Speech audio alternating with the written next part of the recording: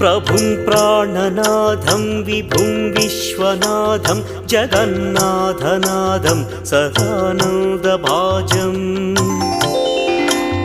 भवद्भव्यभूतेश्वरं भूतनाथं शिवं शङ्करं शम्भुमीशानमीडे गणेरुण्डमालं तनौ सर्पजालं महाकालकालं गणेशादिपालम् जटाजूटगङ्गोत्तरं दैर्विशिष्यं शिवं शङ्करं शम्भुमीशानमीडे मुदामाकरं मण्डनं मण्डयन्तं महामण्डलं भस्मभूषाधरन्तम्